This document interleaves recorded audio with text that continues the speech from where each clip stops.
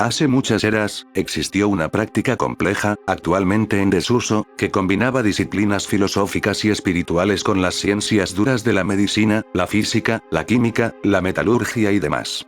Los practicantes de alquimia creían en los 4 elementos que conformaban el universo, estos siendo la tierra, el agua, el fuego y el aire. Con el fin de encontrar un elemento maestro, los alquimistas estudiaron el mundo de afuera hacia adentro y de adentro hacia afuera. Uno de los objetivos finales de la alquimia era la obtención de la sustancia dominante, la piedra filosofal, la cual tendría el poder de transformar los metales en oro y plata, rejuvenecer al usuario, y otorgarle incluso la vida eterna. El proceso por el cual se obtenía esta rica sustancia, era mediante la Opus Magnum, o gran obra, la cual seguía 4 etapas, descritas en la tabla Esmeralda, atribuida a la mítica figura de Hermes Trismegisto, el padre de los textos herméticos.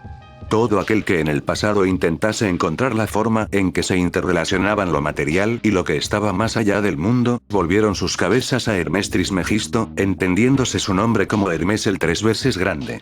Con sus enseñanzas sobre astrología, magia y literatura, se establecerían la mayoría de las bases del ocultismo. En los textos alquimistas y herméticos, queda implícito que el contenido no es enteramente literal. La transmutación de la materia en oro no tiene por qué tratarse de una literalidad, sino del perfeccionamiento de la mente del alquimista, la exposición de los males internos y la purificación del alma a través de los 4 pasos del Opus Magnum. Posteriores ocultistas y estudiantes del hermetismo encontraron una manifestación para dichos males: los demonios. Los rituales de invocación de los mismos no consistían en el llamado de las fuerzas del infierno con fines expresamente malignos, sino con el afán de entender los males de los que eran capaces, y así también expurgar la maldad interna. Toda búsqueda del conocimiento abandonando la guía de la Iglesia en favor de la utilización de la magia en pos de la obtención de poder o mero conocimiento, eran motivo de muerte en la época. Cualquier individuo captado en la práctica de las artes ocultas era inmediatamente juzgado como un hereje y ejecutado del modo apropiado. La renegación de la magia era herejía, lo que significaba que no creer en el poder conjurable en los rituales ocultos o no condenarlos era, igualmente, motivo del más duro de los castigos. Esto, retroactivamente, favoreció la práctica de la magia negra. Si negar su poder era penado, esto debía significar que el poder del diablo era real, luego existía una forma de ganarse su favor. Uno de los sistemas de magia más prominentes fue la goesia, o goetía. Con orígenes en el griego, la goesia recoge hechizos, encantamientos y rituales, que pretendían permitir al goeta la adivinación, la creación de objetos mágicos, y la invocación de todo tipo de entidades sobrenaturales, desde ángeles y espíritus hasta demonios. Uno de los libros más antiguos en este particular, fue el Testamento de Salomón, una pseudoepigráfica adscrita al rey Salomón de Israel, en la que se detalla la leyenda de cómo el arcángel Miguel otorgó al rey un anillo mágico con el cual comandó por sobre todos los demonios para construir su templo. De Salomón hay 1000 leyendas, pero creo que la que nos importa hoy, es un trabajo derivativo asociado al rey. La Clavícula Salomonis, o Clave de Salomón, es un grimorio que, según relata su propia descripción, fue escrito por el mismísimo rey Salomón para su hijo Roboam, ordenándole que lo ocultara en su sepulcro tras su muerte. El libro está dividido en 2, conteniendo la primera parte conjuros, invocaciones y maldiciones con las que contener a los demonios y los espíritus de los muertos para obligarlos a seguir la voluntad del operador. La segunda parte describe las purificaciones a las cuales el exorcista debe atenerse para llevar a cabo los experimentos, así como instrucciones precisas sobre los materiales mágicos a implementar, las ropas del invocador, y los sacrificios animales apropiados.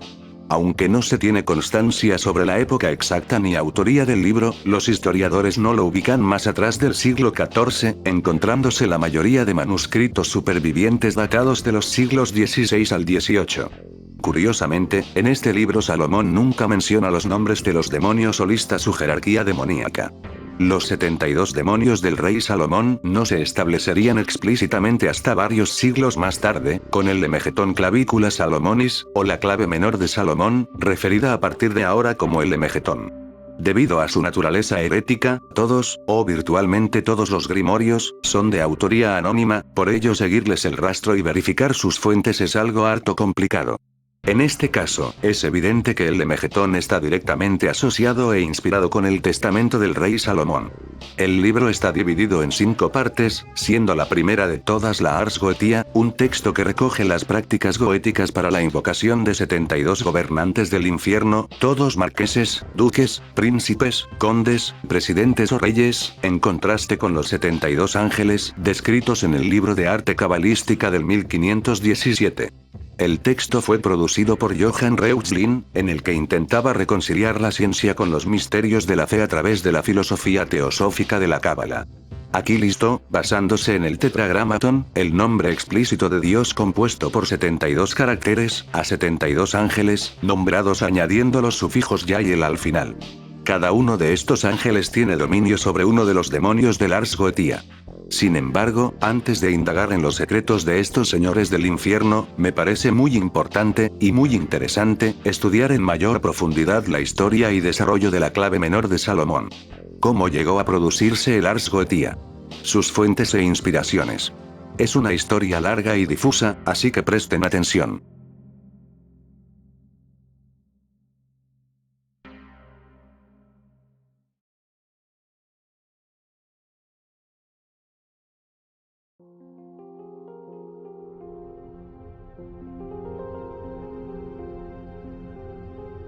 El Grimorio es conocido por haber sido compilado a mediados del siglo XVII, mencionándose repetidas veces el año de 1641 en el Ars Paulina, un texto del Lemegetón dedicado a la conjuración y nombramiento de los 24 ángeles del día y la noche, los 12 ángeles de los signos zodiacales, y 223 ángeles más.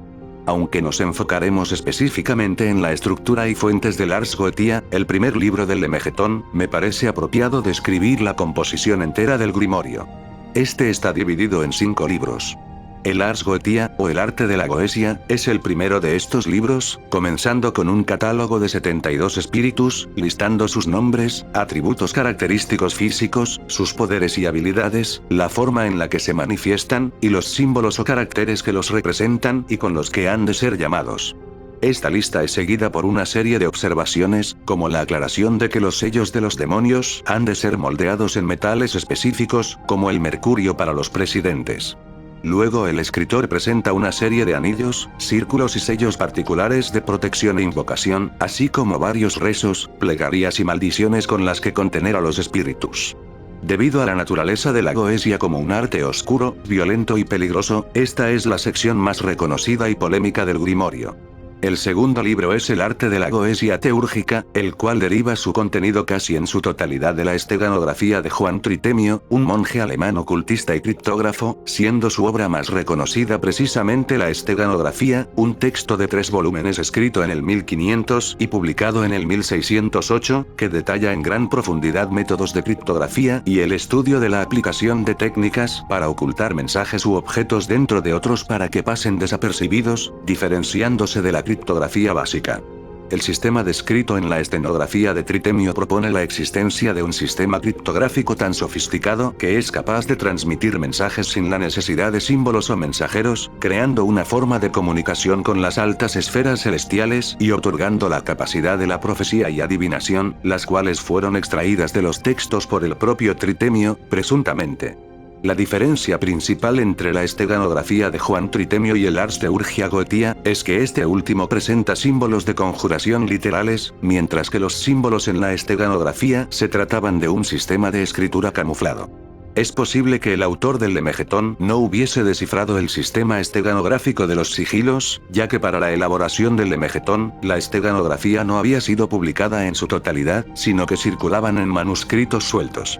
En total se presentan 31 espíritus que ser invocados, con sus respectivos sellos y rituales de invocación, relacionados estos con los puntos cardinales. Estos, a diferencia de los demonios o los ángeles, son espíritus tanto buenos como malos, y ambas partes pueden ser explotadas por el conjurador.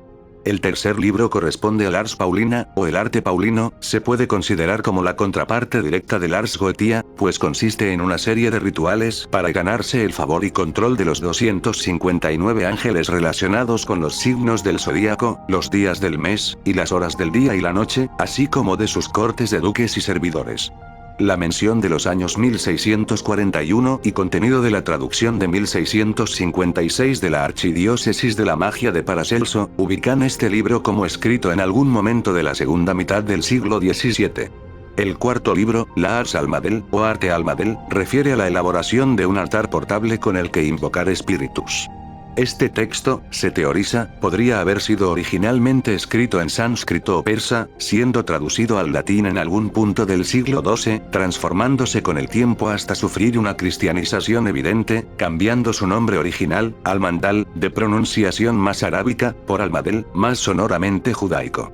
El altar debe estar colocado encima de un incensario y la tablilla de invocación debe poseer agujeros por los cuales el humo de los inciensos pueda pasar. Mediante observación o el uso de adivinación, el conjurador podrá comunicarse con los espíritus a través del almadel. Finalmente, el quinto y último libro del Lemegeton Clavicula Salomonis, es el Ars Notoria, Quan Creator Altissimus Salomoni Revelavit, traducido como el arte notorio, que el Creador Todopoderoso reveló a Salomón. Similar al Ars Paulina, la Ars Notoria es un grimorio datado del siglo XIII el cual consiste en una colección de oraciones y rezos con palabras mágicas intercaladas. Dichas oraciones proporcionan al practicante una comunión con Dios, que provee de conocimiento instantáneo sobre lo divino y todas las ciencias y artes humanas. La aparente redundancia de este libro dentro del compendio del Lemegeton parece derivarse del hecho de que el mismo es una inclusión realizada por la edición del Lemegeton de 1657 traducida y compilada por Robert Turner. A diferencia de los otros 4 libros principales, la Ars Notoria no posee dibujos de referencia para los símbolos e imágenes místicas que dan poder. Como habrán notado, el Lemegeton no se trata de un grimorio sencillo, sino de una amplia colección de conocimientos esotéricos recogidos de múltiples grimorios a lo largo de los siglos, escrito y compuesto a lo largo de mucho tiempo. Una de las versiones más antiguas data de alrededores del 1712 o 1713, con un título diferente. Liber Malorum Spirituum, Seu Goetia, subtitulado Secretum Secretorum, bajo el nombre de Lemegeton. El nombre de la clave menor de Salomón o Little Key of Salomón no sería acuñado hasta casi el final de la época victoriana por Arthur Edward Waite, un ocultista estadounidense, que, en su libro del 1898, El libro de la magia negro y de los pactos, utiliza los términos la gran clave y la clave menor para distinguir la clavícula Salomonis del Lemegeton Clavicula Salomonis. Salta a la razón asumir que Lemegeton significa menor o pequeño en latín, sin embargo, Lemegeton ni siquiera es una palabra en latín. El primer uso registrado de la palabra es en el contexto de la Ars Notoria, un libro lleno de rezos y palabras mágicas sin sentido.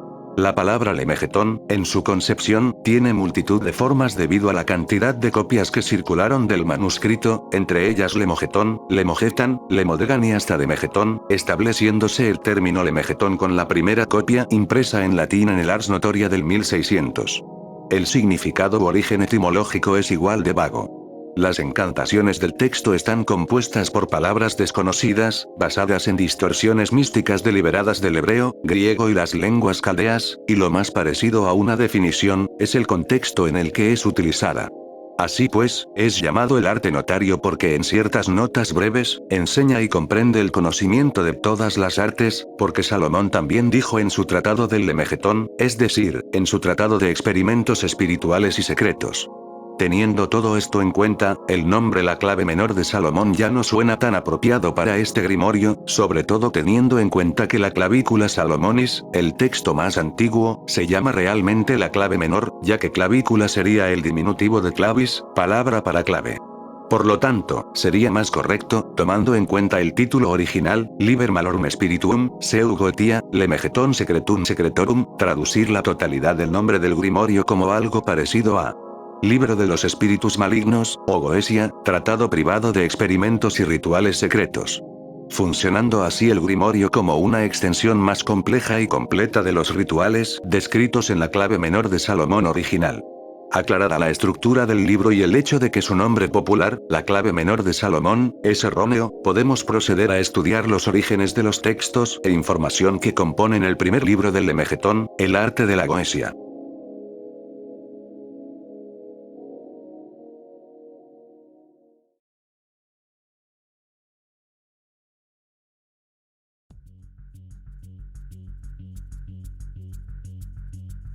No tenemos constancia del autor del Lemegetón, pero tenemos motivos de sobra para creer que el recopilador tomó como inspiración las obras del ocultista Heinrich Cornelius Agrippa y la colección de textos sobre magia de Reginald Scott recopilada en 1584. Empezando por el más famoso de los dos, Heinrich Cornelius Agrippa fue un polímata, soldado, caballero, teólogo y escritor ocultista del Renacimiento, aclamado por sus 3 libros de la filosofía oculta publicada en 1533, un estudio sobre la filosofía ocultista, contribuyendo de forma grandiosa a los debates sobre la magia y su relación con la religión contemporánea, inspirándose del hermetismo y la cábala.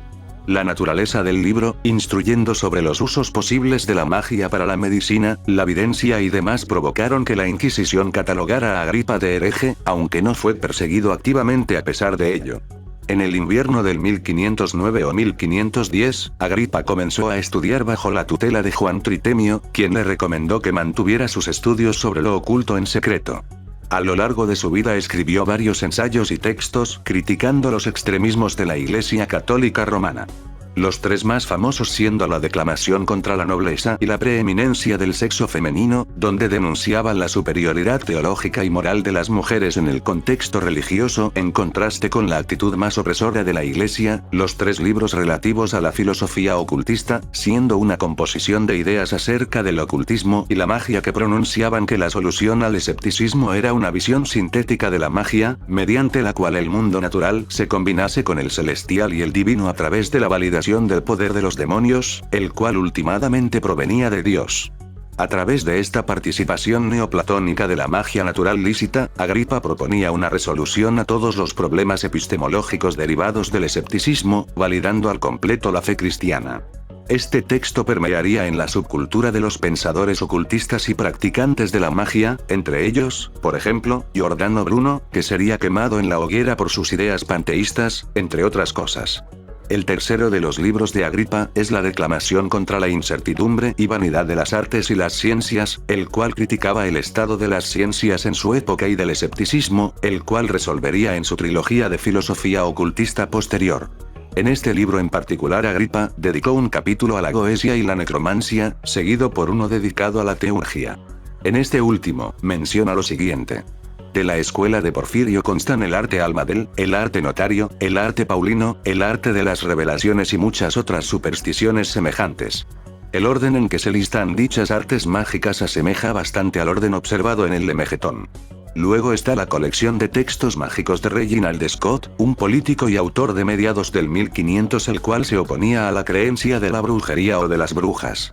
Citando a John Calvin y la visión providencial, Scott expresó: no son ni las brujas ni el diablo, sino la gloria del Señor la que hizo los truenos. Su mano está tras las furiosas tempestades y torbellinos. Scott creía fervientemente que la brujería y magia debían ser rechazadas tanto por la religión como por la razón, afirmando que toda manifestación del tipo espiritual o semejante se trataban de ilusiones producto de la perturbación mental del observador o farsas deliberadas. En ese entonces el debate entre los escépticos, que mantenían las tradiciones providenciales y los que creían que las brujas podían ganar favores reales de los demonios era prominente, apuntando Reginald Scott que el miedo irracional del hombre contra las brujas y la brujería era culpa del Maleus Maleficarum, un tratado compuesto por el inquisidor Heinrich Kramer en 1486, el cual acusaba toda práctica hechicera de herejía que debía ser castigada como tal. En el libro, con el fin de forzar confesiones de brujería y tratos demoníacos, Kramer recomendaba torturas de todos los estilos, y afirmaba que la muerte era la única forma de luchar contra los males de la brujería.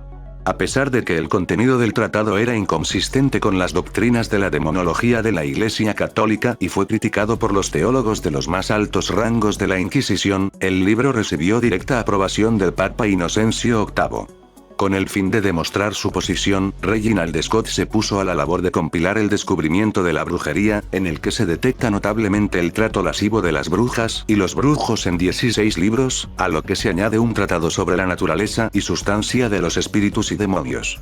Como el título señala, la obra trata de poner en tela de juicio la creencia en la magia y la brujería, así como la justicia de los tratos y castigos contra los practicantes de esta. A lo largo del libro Scott apunta a la Iglesia Católica Romana como la culpable de la mantención de sentimientos supersticiosos que resultaban en la persecución de los pobres, los incultos y de los ancianos, comúnmente acusados de brujería, atacando directamente a varios autores de grimorios y tratados que trataban temas de brujería.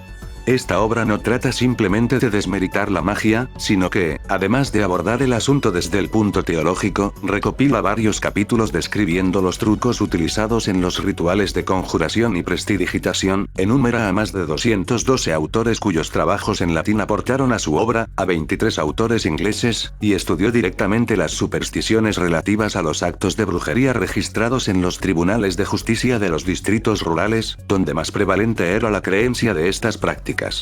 Durante mucho tiempo la reproducción del descubrimiento de la brujería fue prohibido por la Iglesia Católica debido a cómo Scott la culpaba directamente de comportarse de manera irracional y anticristiana en su persecución contra los inocentes.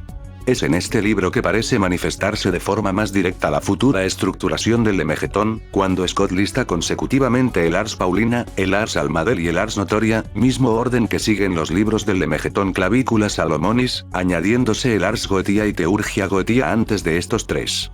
Así pues, podemos decir con bastante seguridad que el Ars Goetia fue derivado de las descripciones de textos y prácticas mágicas de Cornelius Agrippa y Reginald Scott.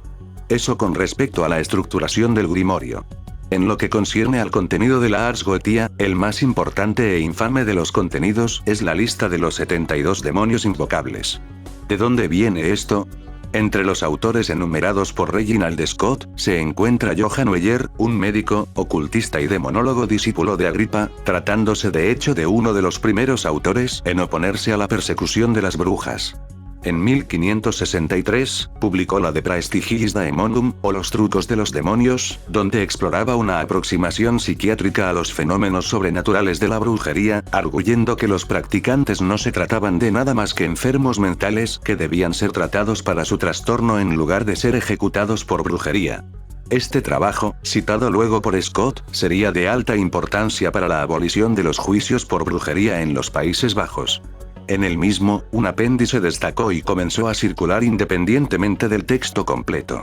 La pseudomonarquía daemonum, o falsa monarquía de los demonios, en la cual se listan 69 demonios y sus posiciones de poder en el infierno, sin incluir sigilos asociados a los nombres de cada uno. Originalmente el propósito del apéndice era el de exponer a los hombres razonables las pretensiones de los que Weyer consideraba enfermos mentales presumiendo de sus inexistentes poderes y habilidades. Notarán que la pseudomonarquía daemonum solo lista 69 demonios en lugar de los 72 del Ars Goetia. Esto es porque Weyer censuró su obra. Su fuente de información sobre la monarquía demonológica se trataba de un libro aún más antiguo, el Liber Officiorum Spirituum, o el libro de los oficios de los espíritus. Este nunca fue hallado completo, ni se sabe con certeza si se trataba de un solo trabajo o de múltiples, pues se han perdido con el tiempo, encontrándose varios textos con títulos y contenidos similares a los descritos en distintas colecciones sobre grimorios y magia. En una de estas versiones del Liber Officiorum Spirituum, se incluye información sobre Lucifer, Beelzebub y Satán, así como de los 4 demonios pertenecientes a cada punto cardinal. En total se describen 82 demonios en todo el texto. Las varias versiones del Liber Officiorum hacen difícil el datar el origen del grimorio, pero se calcula que para fines del siglo XV el mismo ya circulaba y se había dividido en De Officis Spirituum y Liber Quae Officiorum según las menciones de Juan Tritemio, por lo que es posible que el manuscrito o manuscritos originales sean más antiguos todavía. En resumen, el Lemegeton Clavicula Salomonis recibe su nombre de una cita del Ars Notoria donde se habla del tratado Lemegeton del rey Salomón, y el Ars Goetia recibe su estructuración de las listas de artes mágicas oscuras de Cornelius Agrippa y Reginald Scott, basándose una buena porción de su contenido de la pseudomonarquía daemonum de Johann Weyer, el cual a su vez escribió este apéndice listando demonios de un antiguo manuscrito que él citó como el libro de los oficios de los espíritus, o el libro llamado Ento de Salomón, concerniente a los príncipes y reyes de los demonios. No tenemos una exactitud de las fuentes de este último texto, pero la catalogación de los demonios es una tradición antigua bastante estudiada. En el Liber Introductorius de Miguel Escoto, un escolar y matemático de la Edad Media, se hace mención de un texto que consiste en el orden y funciones de los demonios con sus nombres, qué partes del mundo habitan, cómo invocarlos para que sirvan al hombre, y a qué orden de ángeles caídos pertenecen. Estos panfletos, llamados Liber Perditionis Anime et Corporis Ille, se ha teorizado que podrían vincularse con una obra todavía más antigua, Liber qui incipit, mors anime et desperatio vitae, la cual ha sido mencionada desde el siglo XI y por múltiples escolares de los siglos siguientes. En la obra descrita por Miguel Escoto, se encuentran rastros de los demonios que siglos más tarde se abrirían paso a Ars Goetia, como Asmodeus, Egin, Belial, y Astaroth. Luego podemos decir que el origen de esta lista de demonios pertenecientes a la magia salomónica es atribuible a la Edad Media, con una antigüedad muy aproximada del siglo XI. Así de atrás en el tiempo nos tenemos que remontar para hallar los orígenes de los nombres finalmente establecidos en la pseudomonarquía Daemonum y la Ars Goetia. Lo que resta es intentar ubicar un origen para las ilustraciones de los sigilos, ya que los manuscritos de Weyer o los más antiguos no contienen representaciones tales. Esto lamentablemente se me ha hecho más difícil de ubicar, aunque no sería extraño que el autor del Lemegeton los creara, o diera con ellos en distintos grimorios, como la Clavicula Salomonis de Secretis, un libro requisado por la Inquisición de Venecia en 1636 de las manos de Leonardo Longo y Francesco Viola, tras ser hallados culpables de brujería. En este grimorio se detallan varios sigilos que podrían haber sido extraídos y modificados por el autor del Lemegeton para su grimorio. Con todo este contexto dicho y dado, creo que ya nos podemos permitir leer el contenido directo. Vamos a incursionar en el conocimiento arcano de la Orden de los Demonios del Arte de la Goesia.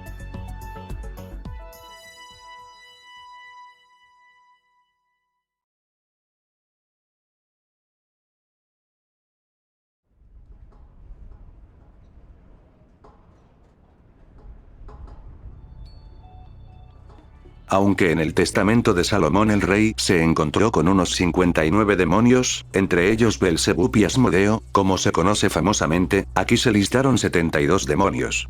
Esto, se cree, debido a la fuerte implicación mística del número 72, relacionado por ejemplo con el Shema Morash, el nombre oculto verdadero de Dios compuesto por 4, 12, 22, 42 o 72 letras o tríada de letras, vinculado a su vez a los nombres de los 72 ángeles que llevan el nombre de Dios. Debido a esta conexión posteriormente se establecería qué ángeles dominan a qué demonios. A continuación hablaré en profundidad de cada demonio del Ars Goetia, aunque no en el orden en el que se ven en el libro. Verán, el orden de los demonios ha cambiado de varias maneras a lo largo de los siglos, por lo que casi podemos considerarlo arbitrario. Lo que importa son sus posiciones de poder, así que voy a seguir la forma en la que están listados en la Wikipedia y hablar de ellos en el orden de reyes, duques, príncipes, marqueses, earls, caballeros y presidentes. Debido a la longitud y para poder publicar los vídeos con algo de tiempo y ventaja, he visto óptimo dividir los contenidos en 2 vídeos. Ahora solo veremos los 9 demonios más poderosos de la jerarquía, los 9 reyes del infierno. Esto va para largo.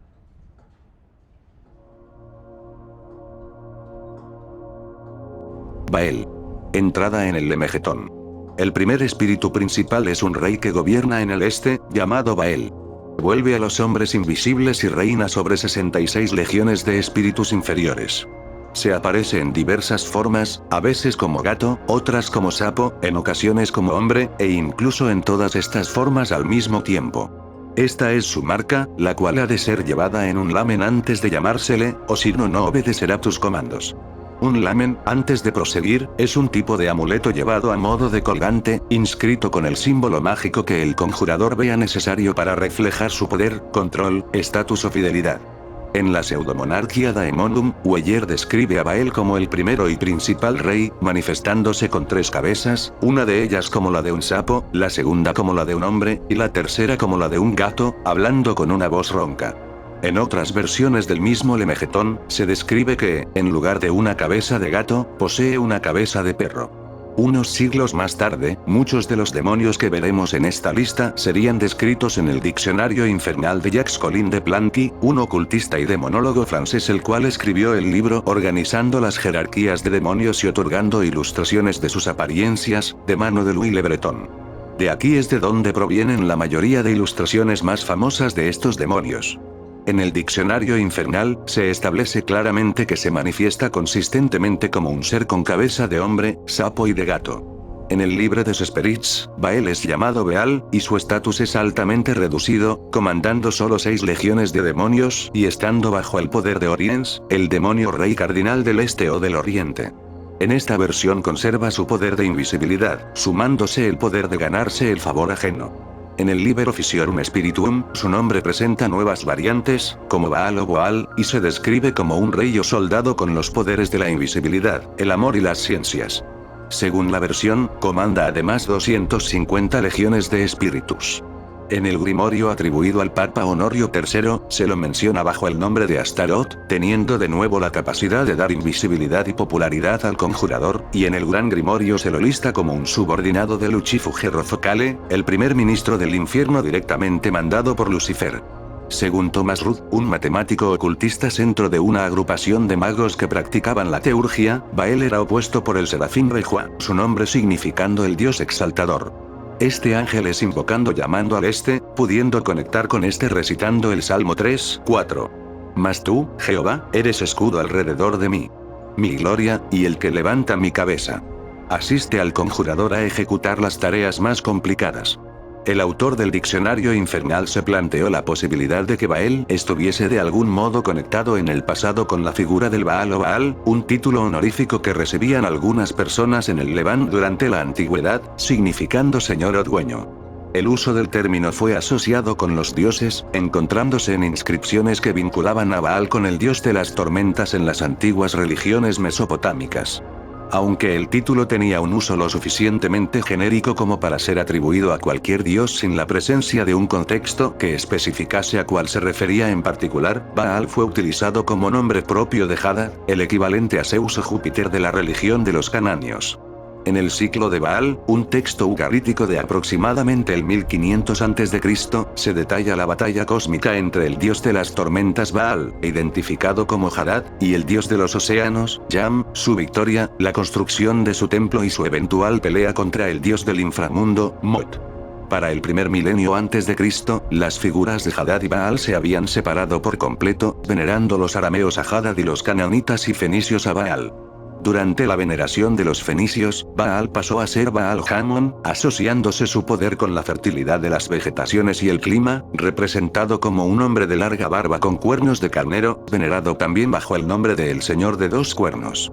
Según los romanos, los seguidores de este dios quemaban a sus hijos como sacrificio a Baal. En el judaísmo, está la historia de Jezebel, reina de Israel, la cual intentó reemplazar a Yahvé con el culto a Baal, fuese este el dios cornudo anteriormente visto o Baal Shamem, el dios de los cielos, un título aplicado también a Hadad, el cual compartía el título de señor, Baal. En un relato se describe una prueba de los dioses, donde los sacerdotes de Jezebel ofrecieron sacrificios a Baal sin resultado alguno, mientras que el sacrificio por parte de los seguidores de Yahvé resultó en un fuego divino tan fuerte que quemó el altar hasta las cenizas. Una señal de la ira de Yahvé por la adoración a falsos ídolos. Durante un tiempo se cree que se utilizó el título de Baal para referirse al Señor de Israel, Yahvé, pero cuando los conflictos entre las religiones fenicias y judaicas se desarrollaron, los israelitas abandonaron el nombre de Baal para referirse a su Dios, cambiando incluso los nombres judíos que incluían Baal como Jerubbaal por Jeruboset, significando la terminación del nombre vergüenza en signo de asco por haber poseído asociación con el otro falso Dios. Este conflicto religioso resultaría en que, en el libro de los reyes del Antiguo Testamento, se mencionase a Baal Zabuth, una deidad adorada por los filisteos cuyo nombre ha sido interpretado como Señor de las Moscas. Algunos historiadores han teorizado que este nombre, inventado por el libro de los reyes, se trata de un término derogatorio utilizado por los israelitas que vendría a significar Señor de la mierda, implicando que sus seguidores eran pestes, como moscas. Esto en parte podría deberse a que, en algunos textos, Baal es mostrado expulsando moscas, provocando la enfermedad de los enemigos. Hay argumentos a favor y en contra de que los israelitas hayan deformado el nombre para que significase algo más ofensivo, pero al final, Baal Zabuth terminó siendo Beelzebul, encontrándose en el testamento de Salomón como Beelzebul, un antiguo ángel caído asociado con la estrella de Hesperus, siendo también su nombre sinónimo de Lucifer, clamando que él causa destrucción a través de los tiranos, incitando a los sacerdotes a la lujuria, y trayendo guerra al mundo. Aunque, por supuesto, el Testamento de Salomón no se trata de un texto canónico en las escrituras judaicas o cristianas.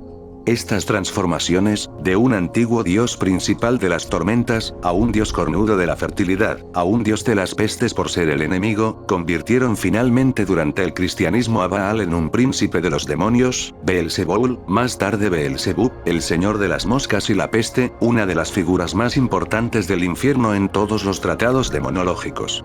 De esta forma, podríamos arguir que Baal, el demonio de Lars Goetia, es un avatar de Beelzebub, antaño Baal, aunque no sabría decir de dónde viene su poder de otorgar invisibilidad a los hombres, a menos que lo tratemos como una metáfora de la invisibilización de los orígenes de Baal como un nombre corrompido dado muchas eras atrás al mismísimo Yahvé.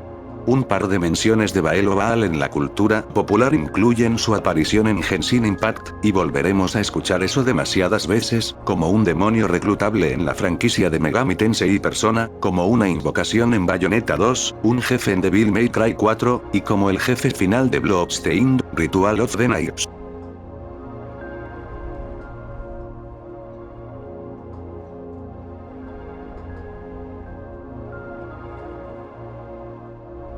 Paimon.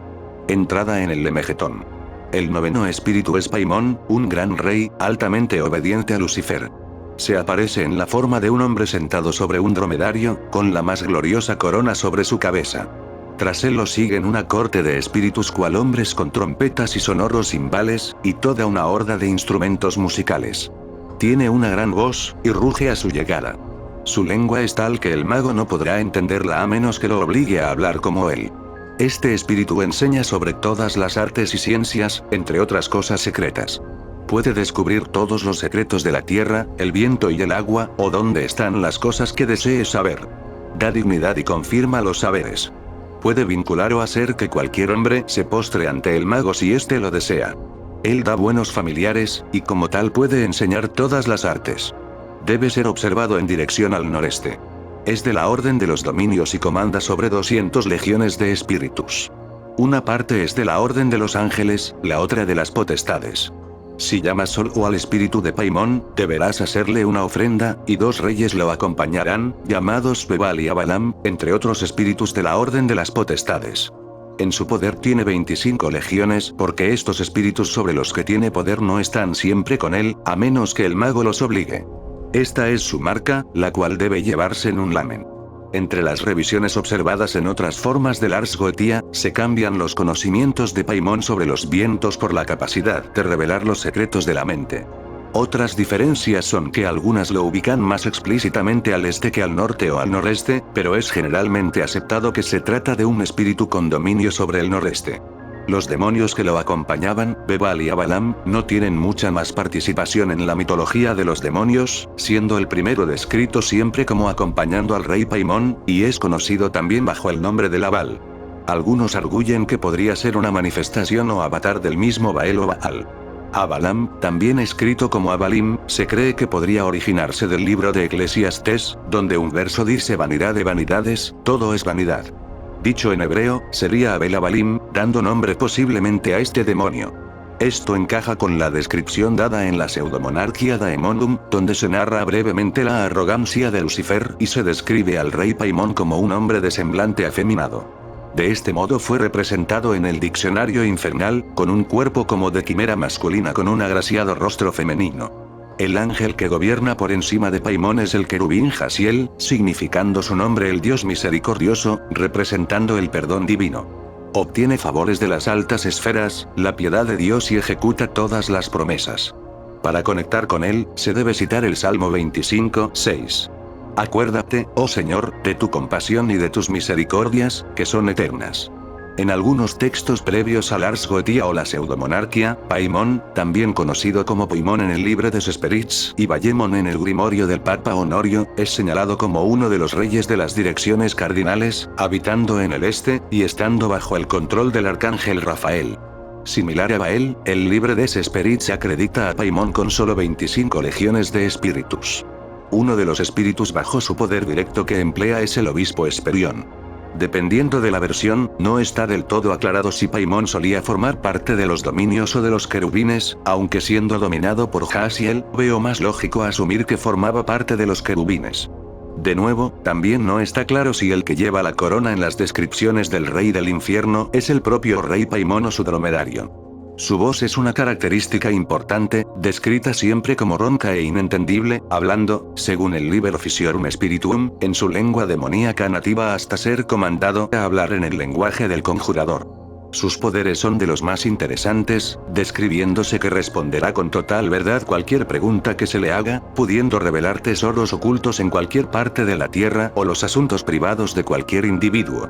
El Liber Officiorum también le otorga la habilidad de comandar sobre los peces.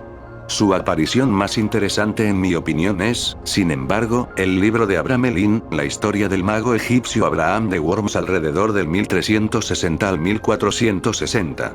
En el libro, se describe cómo Abraham mientras viajaba por el desierto egipcio, impartió todos los conocimientos de la magia cabalística a su hijo Lamec.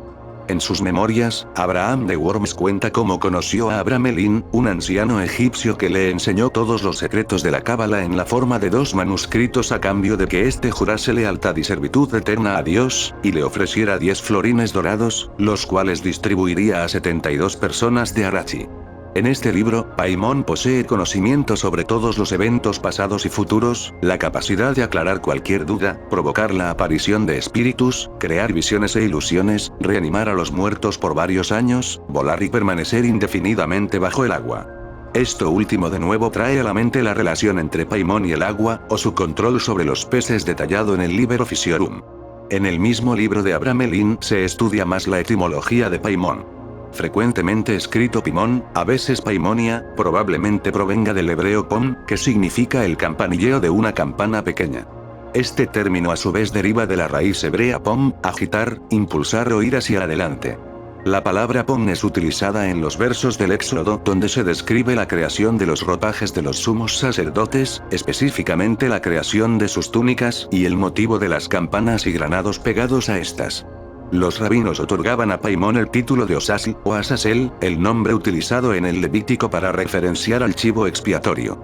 Durante mucho tiempo se ha debatido si Azazel se deriva de los términos hebreos para chivo y expulsar, o si el Azazel era un demonio al que se dedicaba el animal sacrificado. En cualquier caso, esto conecta al rey Paimon con la idea de la purgación de los pecados a través del Azazel. Para referencias a Paimon en la cultura popular, tenemos de nuevo a Genshin Impact, donde hace las veces de guía para el jugador, y su papel antagónico en la película de 2018 Hereditary, o El legado del diablo. La imagen de Paimon en esta película está ligeramente retocada, llamándolo un dios del engaño y otorgándole algunas cualidades nuevas, como una forma más acercada a la de un ave, como se ve en sus garras en el retrato del libro, en el cloqueo de Charlie y en los múltiples usos de simbología de aves a lo largo de la película, esto debido a su condición como ángel caído, dibujando parentescos con muchos otros demonios del Ars Goetia, los cuales presentan cualidades más semejantes a los pájaros que a los ángeles debido a su estatus. Cabe destacar que en la película el sello de Paimon fue alterado para coincidir con la temática de los 3 sacrificios dedicados al demonio, teniendo el Lamen Delic 3 círculos en lugar de 4 como en la marca original para invocar a Paimon. Como dato curioso adicional, la película juega bastante con la mitología de los demonios, consistiendo una buena parte del soundtrack de cimbales y campanas que señalan la venida de Paimon, la presencia de moscas y pestes, pudiendo simbolizar la compañía de Bebal, un posible avatar de Bael, el cual es originalmente el señor de las moscas Belzebub, y la implicación de que Lucifer, el comandante del infierno al que Paimon profesa mayor lealtad, está también observando.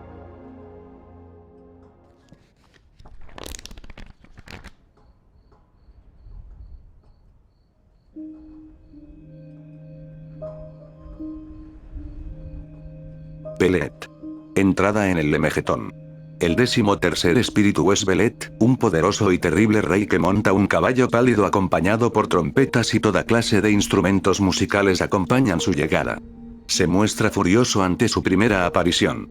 Esto es para poner a prueba el coraje del conjurador, que deberá aunar valor sosteniendo una varita de avellano, dibujando con ella un triángulo sin el círculo en dirección al sureste, comandándole a ser retenido en este por las virtudes de los lazos y cadenas de los espíritus que siguen.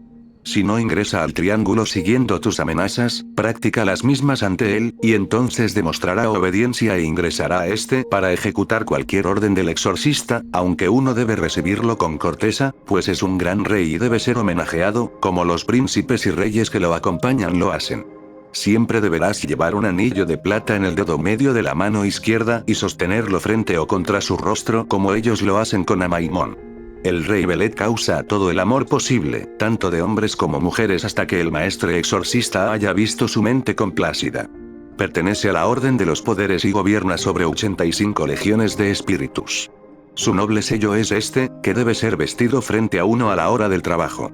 En la pseudomonarquía Daemonum de Weyer, se comenta que el primer humano en invocar el nombre de Belet fue Cam, el hijo de Noé, tras la inundación. Con su ayuda creó un arte al que le dio su nombre y un libro de matemáticas conocido por muchos matemáticos. También se añade que su ira imparable puede ser moderadamente apaciguada ofreciéndole vino. A diferencia de los demonios vistos hasta ahora, no hay mucho más que aportar sobre Belet, también llamado Bilet or Bilit. No es muy reconocido fuera de los grimorios clásicos como la pseudomonarquía o el Ars Goetia, apareciendo en pocas obras de la cultura popular, como Fire Emblem donde el personaje protagónico ocupa su nombre, y Bilet, el demonio del incesto, una película de terror gótico italiana del 1972. Cabe decir que, en ninguna de las entradas de los grimorios conocidos, se asocia realmente a Bilet con la sexualidad entre parientes. Su descripción física es bastante parca, retratándose solo como una figura montando a caballo, aunque en el diccionario infernal, se retratan a gatos humanoides tocando las trompetas que lo acompañan. El ángel que lo vigila es Yesalel, un querubín cuyo nombre significa la canción de Dios por sobre todo. Se dice que gobierna la amistad, la reconciliación y la fidelidad conyugal, siendo un espíritu de la lealtad. Se conecta con él recitando el Salmo 98, 4. Cantad alegres a Jehová, toda la tierra. Levantad la voz, y aplaudid, y cantad salmos. No he podido hallar un origen claro para la asociación del demonio con los gatos más allá del dibujo en el diccionario infernal. El nombre de este demonio ha sido asociado con Baalato Baaltis, una divinidad femenina que acompañaba a Baal, y también con el término Belit, una forma del término acadio Beltu, el cual se utilizó para los nombres femeninos compuestos de las diosas sumerias, como por ejemplo Belit Ilani, la señora madre de los dioses, asociada a las figuras de las diosas Ninlin, Ninhursag y Astarte. La conversión de dioses paganos en demonios es algo bastante común y estudiado en el cristianismo y el judaísmo, así que no sería extraño que Belet, cuyo nombre también ha sido registrado como Belit, el término anteriormente explicado, se hubiese convertido con el tiempo en este demonio capaz de infundir lujuria o amor por su conjurador, una característica particularmente asociada a lo femenino en la época. Me parece un buen momento para hablar aquí de Amaimón, mencionado como una entidad por encima de Belit. Al igual que Paimón, es uno de los demonios de los puntos cardinales, aunque los grimorios no se ponen de acuerdo de si Amaimón, escrito también Amoimón o Maimón, reside en el sur, en el norte o en el este. La pseudomonarquía y el Lemegetón lo ubican como el rey del este, mientras el Liber Officiorum y el Clavis Inferni como un rey del sur. Su poder es restringido por el arcángel Gabriel. Según el libro de Abraham Elin, Amaimón se origina probablemente de la palabra griega maimón, presente participio de maimao, con una a al principio, cambiando el significado de su nombre a terrible violencia y vehemencia, siendo llamado por los rabinos Mahasael, posiblemente por las raíces de MZ, significando esta devorar o consumir. Se le considera un espíritu particularmente poderoso, con un aliento venenoso y mortal contra el que solo puede combatirse con la utilización de un anillo de plata con caracteres mágicos grabados en él, el cual debe colocarse delante de su boca para poder conversar con el demonio. Se trata del único príncipe del infierno con el poder capaz de subyugar a Asmodei.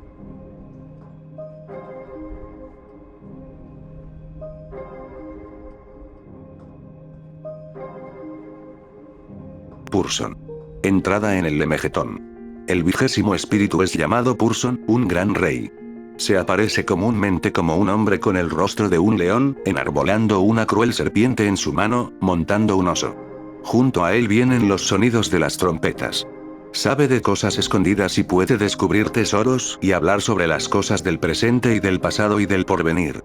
Puede tomar un cuerpo humano o aéreo y responder con honestidad sobre todas las cosas terrenales, tanto secretas como divinas y de la creación del mundo.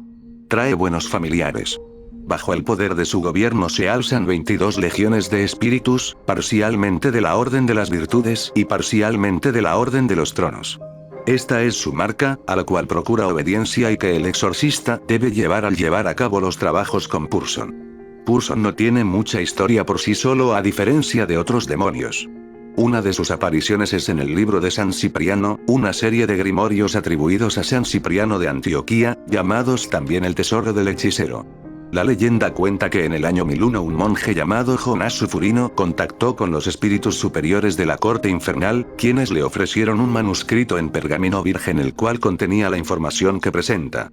Las referencias más antiguas de este grimorio vienen directamente de Cornelius Agripa, quien cita en sus obras libros de nigromancia atribuidos a San Cipriano. Un capítulo del libro El Tesoro del Hechicero está dedicado a la jerarquía de los espíritus infernales. En esta jerarquía se listan a Lucifer como emperador, Belsabet como príncipe y Astarot como gran duque.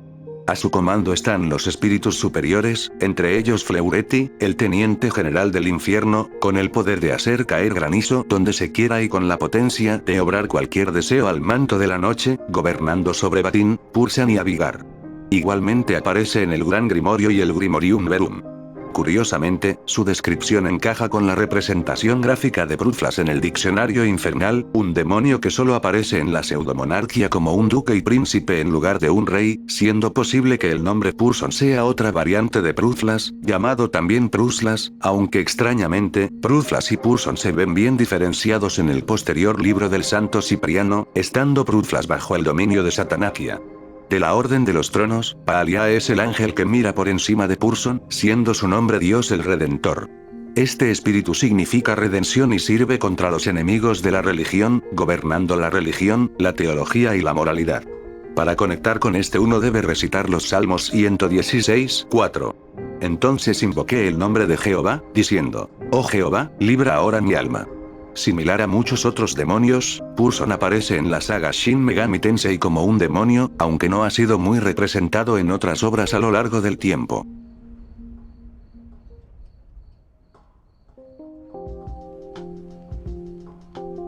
Asmodeus.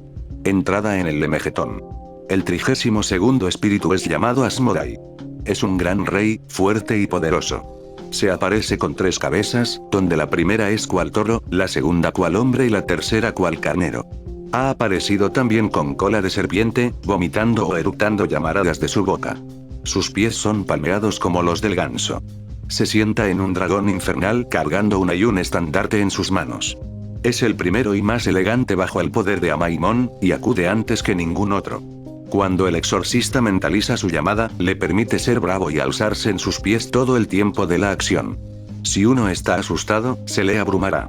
Para que suceda, Amaimón lo manipulará y traicionará todas sus acciones, pero tan pronto como el exorcista amaine a Asmodai en la forma anterior dicha, deberá llamarlo por su nombre, diciendo, su arte Asmodai, y él no lo negará. Así se doblegará repetidamente hasta la tierra y dará el anillo de las virtudes. Él instruye en el arte de la aritmética, la geometría, la astronomía y todas las artes mecánicas de forma absoluta. Da respuestas certeras a cualquier demanda, y hará al hombre invisible. Él enseñará los lugares donde yazcan los tesoros, y los guardará igualmente si está entre las legiones de Amaimón. Él gobierna 72 legiones de espíritus inferiores. Su sello deberá, entonces, ser llevado en la forma de un lamen encima del pecho. Considero que Asmodeo, o Asmodai, es de los demonios más insertados en el conocimiento popular. Sea por su imagen tan evocadora en el diccionario infernal o por su nombre, es la clase de nombre que al ser pronunciado todos saben que estás hablando de un demonio antiguo y poderoso. Y no es para menos. La historia detrás de este ser infernal puede rastrearse hasta el zoroastrianismo, una religión practicada desde, se cree, 2000 a.C., aunque teniendo sus primeros registros en el siglo VI a.C. La religión fue fundada por Zaratustra Espitama, conocido coloquialmente como Zoroastro, el cual desafió las religiones iraníes antiguas, convirtiéndose en la figura espiritual principal de su movimiento, influyendo el impacto de la reformación religiosa en todas las religiones abrahámicas, e incluso en los filósofos griegos.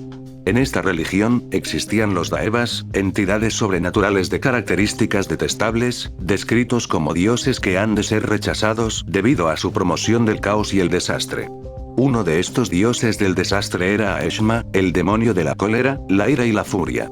Este Daeva representaba la amenaza metafísica de las formas de la buena religión. Aeshma se encargaba de distraer a los individuos de alabar apropiadamente, distorsionando las intenciones tras los sacrificios, incitando a la brutalidad contra los animales y la violencia en la guerra. Por su naturaleza, se ganó el epíteto de Aeshma, el de la masa ensangrentada, y para contrarrestar los males de su existencia el dios creador Ahura Mazda creó a la divinidad llamada Conciencia y Observancia, Esraosa del Mazo Fuerte.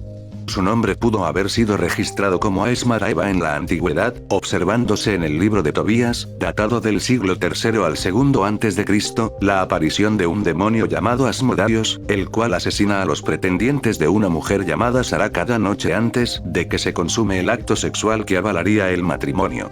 Cuando Tobías conoce a Sarai y está por casarse, Asmodai se propone asesinarlo, pero a través de la ayuda del arcángel Rafael, Tobías produce un vapor humeante quemando en cenizas al rojo vivo el corazón e hígado de un pez, lo que envía a Asmodai hasta Egipto, donde Rafael lo encierra.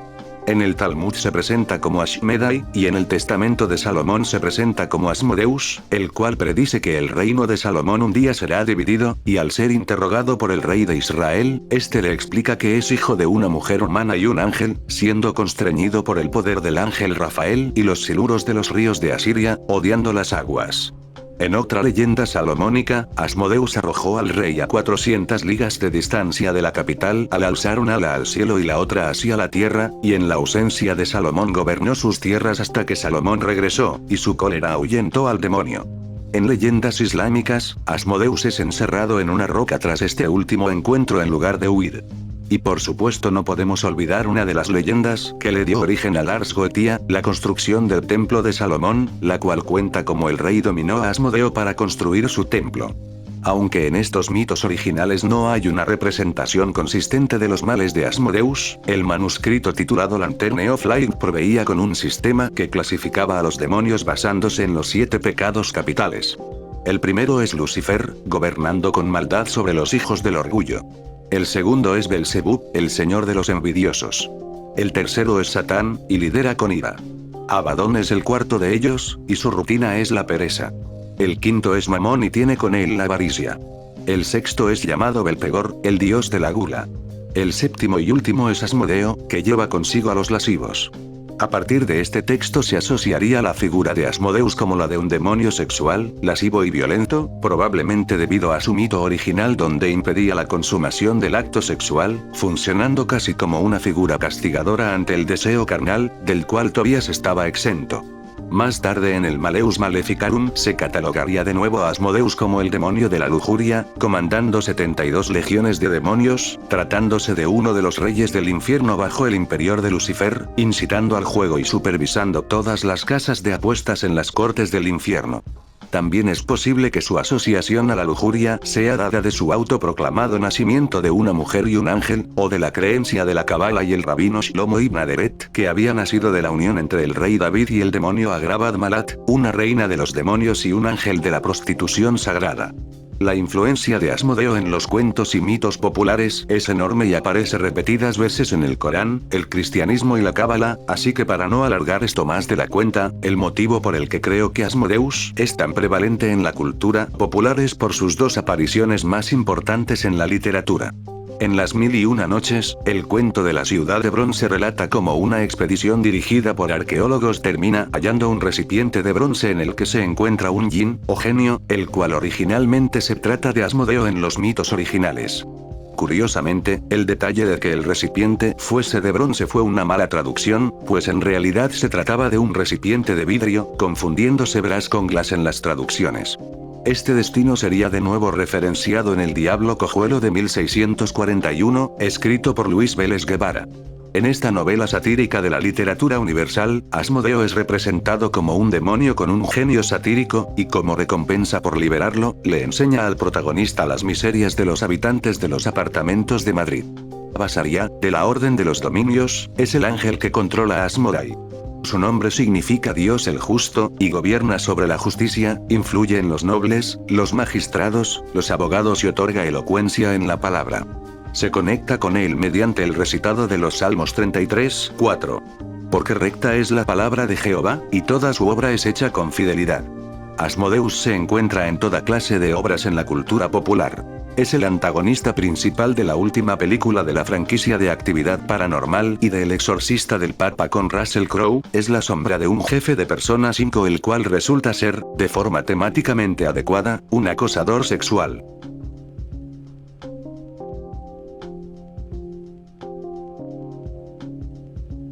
Vine. Entrada en el Lemegetón. El 45º espíritu es el gran rey Erlvine. Se aparece en la forma de un león que monta un caballo negro con una serpiente en su mano. Su oficio es el de descubrir cosas escondidas, brujas, y cosas del presente, pasado y porvenir. Él, al comando del exorcista, construirá torres, demolerá grandes paredes de piedra, y enturbiará las aguas con tormentas. Gobierna 35 legiones de espíritus. Su sello es este, y ha de ser hecho producido en una lámina. En otras versiones, comanda 36 legiones. En el Liber Officiorum Spirituum, se describe a un espíritu idéntico, un soldado con cara de león que monta un caballo negro y carga una serpiente. En este texto, es llamado Roine, y además de poseer la capacidad de construir torres, se dice que puede alzar también hogares, pudiendo solo responder preguntas sobre secretos y tesoros en lugar del pasado y el futuro. En su lugar, su magia puede conjurar amor, destruir a los enemigos y consagrar objetos, especialmente libros.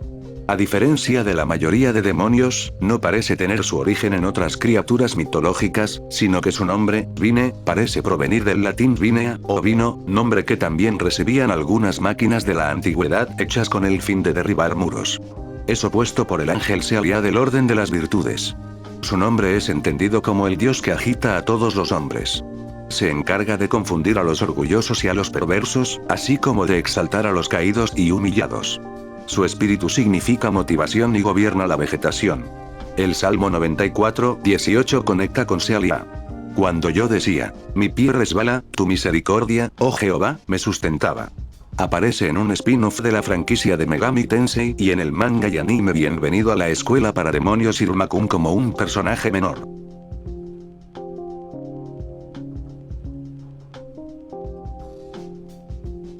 Balaam. Entrada en el Lemegetón. El 51º espíritu es Balaam, un terrible y poderoso gran rey que aparece con 3 cabezas. La primera cual toro, la segunda cual hombre, la tercera cual carnero y una cola de serpiente con sus ojos flameantes. Monta un oso furioso y aprieta a un halcón en su puño. Habla con una voz rasposa y otorga respuestas verdaderas a cosas del pasado, presente y porvenir. Hace a los hombres invisibles y gobierna 40 legiones de espíritus. Este es su símbolo y debe ser llevado en una lámina. En la pseudomonarquía, se especifica que Balaam perteneció en el pasado a la orden de los dominios y puede hacer sabios a los hombres. En el diccionario infernal su nombre es escrito como Balan, y se le interpreta como un hombre desnudo con cabeza de carnero montando un oso, el cual además enseña trucos sutiles y métodos convenientes para observar sin ser visto. Es reprimido por Asia, el ángel miembro del coro de los principados cuyo nombre significa Dios, el secreto impenetrable. Su espíritu evoca la medicina universal, y eleva el alma de las personas para revelar los misterios de la sabiduría. Gobierno sobre la química y la física. El verso que conecta al conjurador con él es el Salmo 104:31. Sea la gloria de Jehová para siempre. Alégrese Jehová en sus obras.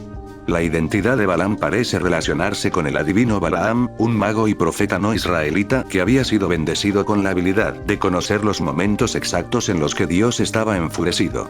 Según los mitos, Balaam era tan poderoso como Moisés, y con sus conocimientos y poderío fue contratado por el rey de Moab para maldecir a los israelitas. Sin embargo, durante una profecía manifestada tras 7 sacrificios en 7 altares, Yahvé le reveló a Balaam que Israel sería bendecida, así pues en orden para cumplir la profecía, al llegar el momento Balaam traicionó al rey Moab para bendecir a Israel. Eventualmente, sin embargo, las acciones de Balaam llevaron a los israelitas a adorar falsos ídolos y a comportamientos sexuales inmorales, y por ello fue ejecutado. Curiosamente, el nombre de Balaam se trata del nombre bíblico más antiguo registrado fuera de las fuentes bíblicas. Durante una excavación en el de Idala en Jordania, se encontraron inscripciones hablando de un personaje antiguo llamado Balaam, el cual hablaba y veía por los dioses. En estos textos, a diferencia de los bíblicos, Balaam es asociado con la diosa Sagar o Ishtar, las cuales han sido recogidas históricamente como dos entidades separadas: Sagar, el dios sirio de la luna y las montañas, e Ishtar, la diosa mesopotámica de la guerra, el amor y la fertilidad. No es atrevido presumir que el Balaam del libro hebreo de los números hubiese sido realmente el Balaam al que los dioses le hablaban por las noches. Además de aparecer en la franquicia de Megami Tensei junto a otros demonios goéticos, ha servido como personaje en Hellboy, apareciendo como un marqués del infierno en el cómic.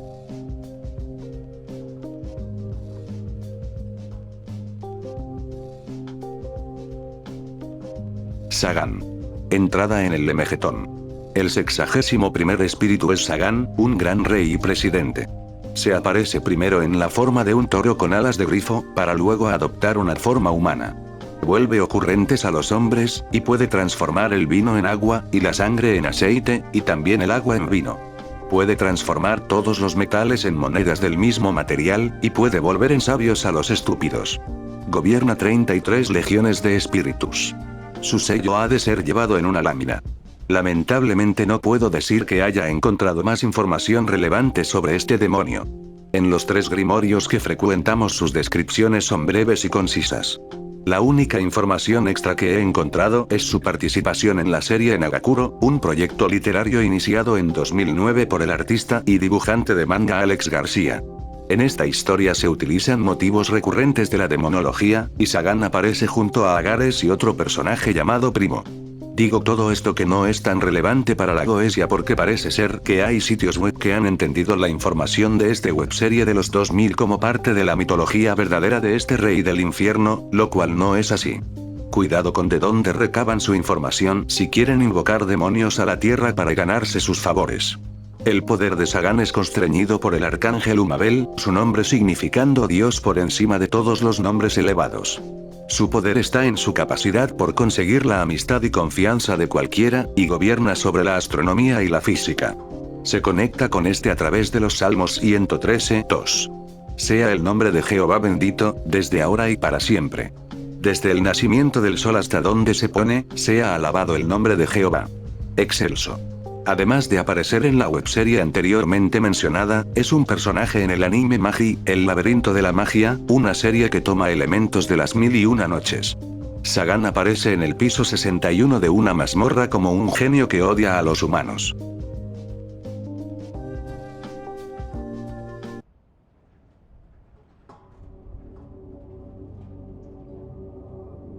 Entrada en el Lemegetón. El 68º de los espíritus es Belial, un poderoso y enorme rey. Fue creado junto a Lucifer y pertenece a su orden.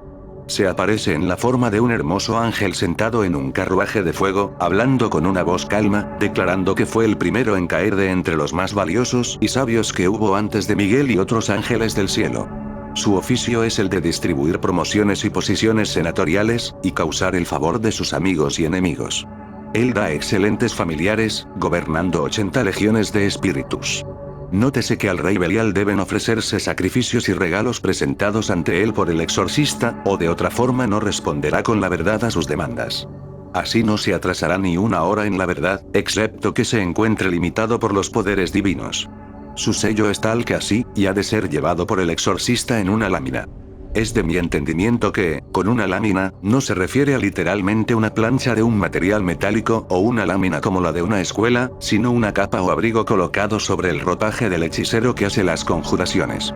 Dependiendo de la versión del grimorio que estemos leyendo, Belial puede manifestarse como 2 ángeles, pertenecientes parcialmente a la Orden de las Virtudes, dominando 50 legiones.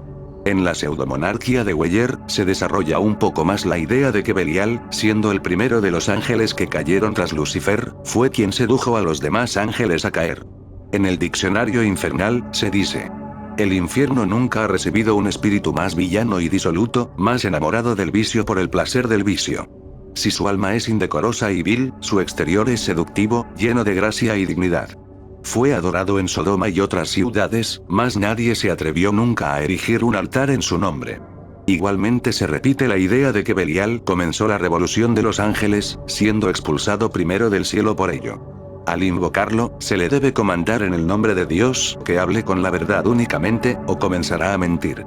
También se habla de cómo Salomón logró encerrarlo junto a su ejército de 522.280 demonios en una botella, referenciando el mito original donde el antiguo rey encerró a Asmodeo en el envase.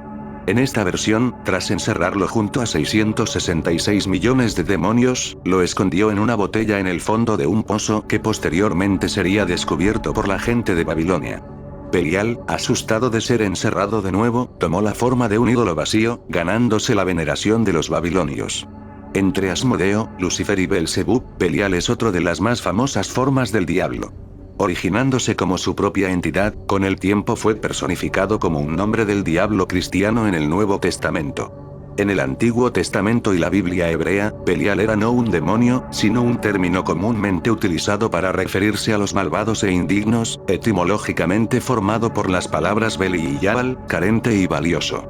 De aquí que una de las formas de escribir su nombre sea Belial, literalmente carente de valor. Es un caso algo similar al de Beelzebub, donde su nombre originalmente era una forma de referirse a los seguidores de un falso dios indigno o, en términos peyorativos, de mierda, de las pestes. Aquí los hijos de Belial eran los hijos de los inútiles o perversos, algo bastante común en el idioma semítico, donde el término hijos de venía a significar gente definida por, en lugar de referirse de manera literal a que eran hijos de alguien o algo. En general, cualquiera que se opusiera a Dios era un hijo de Belial. No sería hasta los manuscritos del Mar Muerto, datados del 250 a.C. al 66 después de Cristo, que Belial ganaría su forma demoníaca. En el manual militar encontrado junto a los manuscritos del Mar Muerto, la guerra de los hijos de luz contra los hijos de las tinieblas, se describe una profecía donde los hijos de la luz lucharán contra los de la oscuridad. A lo largo de los rollos de la guerra la presencia de Belial es declarada varias veces, ocupando el lugar directamente opuesto al de Dios. Creaste a Belial para los abismos, ángel de la rivalidad. En la oscuridad está su dominio, su plan es traer maldad y culpa. Todos los espíritus de su grupo son ángeles de la destrucción, andando por las leyes de la oscuridad. En estos textos la existencia de Belial sobrepasa el de un simple término para el mal, pues en un sueño sufrido por el padre de Moisés, narra cómo es observado por el rey de la maldad y príncipe de la oscuridad, Belial. Luego se acierta que cualquiera que reciba el favor de los espíritus de Belial y busquen la rebelión han de ser condenados como nigromantes y hechiceros.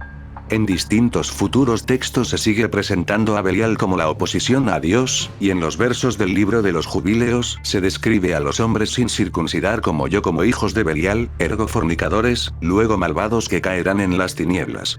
Este era el significado de Belial para ese punto, asociándose la perturbación de la fe o la separación del culto a Dios como la rendición del alma y los valores a Belial. Sería en el texto de la ascensión de Isaías, datado entre el 70 y el 175 después de Cristo, donde finalmente las figuras de Samael, Satán y Belial se unirían. Aquí es descrito como el ángel del desorden, mientras que Samael recibe los epítetos de rey del mal, rey de los perversos, mensajero del mal y el ángel de la inequidad, títulos otorgados por Belial al falso profeta que acusaría a Isaías de traición. Así Belial se convirtió en otro de los varios nombres que recibe el diablo. Del orden de los ángeles, Abuya, cuyo nombre significa Dios el dador más bondadoso, controla a Belial. Gobierna sobre la agricultura y la fertilidad, preservando además la salud y curando las enfermedades. Los Salmos 106:1 conectan con Abuya. Aleluya. Alabad a Jehová, porque Él es bueno, porque para siempre es su misericordia. Probablemente es uno de los demonios con más manifestaciones en la cultura popular, al lado de la iconografía de Baphomet. El infame conde Orlok de Nosferatu es una creación directa de Belial, retratado como un archidemonio satánico de la guerra y la enfermedad en la película original. Es el demonio que posee a Emily Rose en la película de El exorcismo de Emily Rose, y más creativamente, Mr. Leville, un anagrama de Belial, es el nombre del mercader que le dio poder a la familia Ledomas en la película de 2019, Listos o no, que no se llama así en español por algún estúpido motivo incognoscible y me enoja mucho. En videojuegos, Belial es un jefe de Devil May Cry 4, el nombre de un personaje de Oblitus Casa, un juego inspirado en Five Nights at Freddy's, aparece obviamente en la franquicia de Megami Tensei de forma recurrente, y el libro de Belial es un objeto que aumenta el daño en The Binding of Isaac. Y por dar referencias más culturales, es un demonio alegórico en El paraíso perdido de John Milton, un poema épico que ayudó a consolidar a Milton como uno de los mejores poetas ingleses de la historia, influyendo en generaciones posteriores no solo en escritores y teólogos, sino también en ocultistas y en la representación del hombre y de los demonios.